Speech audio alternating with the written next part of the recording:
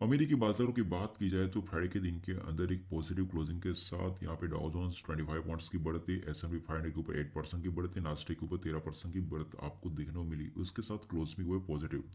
लेकिन European market के ऊपर यहाँ पे आपको एक नेगेटिव कारोबार देखने को मिला और साथ में नेगेटिव क्लोजिंग भी देखने को मिली। और इसके साथ गिफ्ट निफ्टी की मैं बात करूँ एशियन मार्केट के अंदर, जो हमारी सिंगापुर निफ्टी हुआ करती थी वो गिफ्ट निफ्टी के नाम से जानी जाती है। और साथ में यहाँ पे गिफ्ट निफ्टी की क्लोजिंग है -2 पॉइंट्स की, एक नॉर्मल एक फ्लैट क्लोजिंग भी कही जाएंगी। और साथ में मैं फ्राइडे के दिन के अंदर बात करूँ एफआईडीआई के आंकड़े के बारे में, तो यहाँ पे देखिए एफआई ने कैश में 1696 करोड़ की बाइंग की है, 1696 करोड़ की एफआई ने बाइंग की। और पिछली 4 तारीख और 5 तारीख के दिन यहाँ पे एफआई ने फ्लेट बाइंग देखने को मिली। 3 तारीख के दिन यहाँ पे एफआई ने माल बेचा भी था और यहाँ पे 2 तारीख के दिन फिर वापस खरीदा भी था।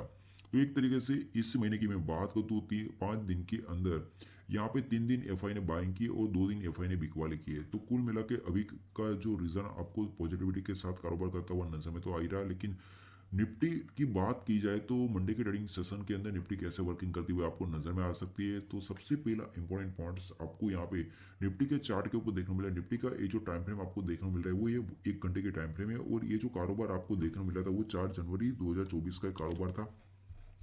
और यहाँ से देखिए निफ्टी के ऊपर एक अच्छी खासी आप लोगों ने एक पॉजिटिविटी तो आप लोगों ने देखी। लेकिन निफ्टी का जो एक ऊपरी लेवल का जो हार्डल पॉइंट्स मुझे देखने को मिल रहा था वो हार्डल पॉइंट्स यहाँ पे आपको देखने को मिल रहा है। वो हार्डल पॉइंट्स है 21,745 पॉइंट्स।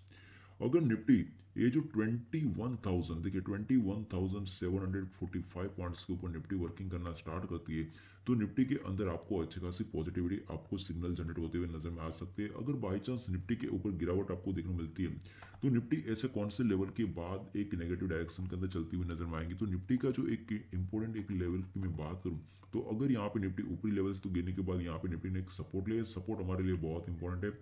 और यहाँ पे अगर बाई चांस निफ्टी अगर बाई चांस ये सपोर्ट तोड़ती है तो निचली लेवल पे हमारा जो एक लेवल देखने को मिलने वाला है वो रहेगा 21,490 पॉइंट्स के नीचे निफ्टी के अंदर आपको एक नेगेटिविटी देखने को मिल सकती है। तो हमारे मंडे के ट्रेडिंग सेशन का अपसाइड का ए जो लेवल है 21,745 पॉइंट्स है, निचले साइड का लेवल है 21,490 पॉइंट्स, ए बिलो साइड का हमारा लेवल देखने को मिल रहा है। इसके साथ बात की जाए डायरेक्टली बैंक निफ्टी के बारे में, बैंक निफ्टी के डेटा क्या कह रहे हैं। बैंक निफ्टी की बात करें तो बैंक निफ्टी ऊपरी लेवल से राउंडिंग एक तरीके से टॉप मारने के बाद फिर वापस यहाँ पे कंटिन्यूएशन एक तरीके से अप ट्रेंड में चलती हुई नजर में भी आ रही।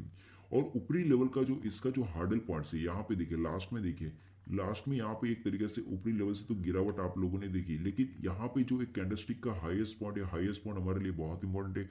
अगर बाई चांस निफ्टी बैंक अगर 48,400 पॉइंट्स के ऊपर निफ्टी बैंक चलना स्टार्ट करती है तो फिर वापस एक अच्छी खासी एक बढ़त देखने को मिल सकती है। क्योंकि ये ऊपरी लेवल का इसका एक क्रिटिकल एक स्ट्रॉन्ग एक रेजिस्टेंस एरिया है। अगर निफ्टी बैंक के ऊपर एक नेगेटिविटी स्टार्ट होती है तो यहाँ पे जो सपोर्ट एरिया है वही सपोर्ट एरिया आपको यहाँ पे भी देखने को मिल रहा है। अगर बाई चांस निफ्टी बैंक अगर यहाँ से राउंडिंग एक टॉप मारने के बाद फिर वापस निफ्टी बैंक यहाँ पे जो सपोर्ट तोड़ती है तो इसका जो सपोर्ट एरिया आपको यहाँ पे सबसे पहले मैं आपको गाइड करूँ, इसका सपोर्ट एरिया है 47,420 पॉइंट्स। अगर इसके नीचे निफ्टी बैंक चलना स्टार्ट करती है तो समझ लीजिए कि निफ्टी बैंक के अंदर आपको एक गिरावट आपको देखने को मिल सकती है। तो कहने का सिंपल मतलब एक ही निकल के आ रहा है, निफ्टी और बैंक निफ्टी एक तरीके से कंसोलिडेशन जोन के अंदर आपको कारोबार करता हुआ नजर में आ रहा है। और साथ में इंडिया विक्स के ऊपर मैं आपको एक्सप्लेन करूं तो इंडिया विक्स फिर वापस पूरी तरीके से कंट्रोल में आ चुका है। आप लोग इसको अच्छे से आइडेंटिफाई भी कर सकते हो। देखिए इंडिया विक्स जो पिछले दिनों के अंदर एक अच्छी खासी एक तेजी क्रिएट कर रहा था, जब मार्केट के अंदर इंडिया विक्स तेजी क्रिएट करता है उस टाइम पे मार्केट के अंदर आपको मंदी के माहौल देखने को मिलते हैं। लेकिन यहाँ पर देखिए कुल मिला कि इंडिया विक्स पूरी प्लानिंग के साथ गिरता हुआ नजर में आ रहा है। इंडिया विक्स यहाँ पे पूरी तरीके से कंट्रोल में है।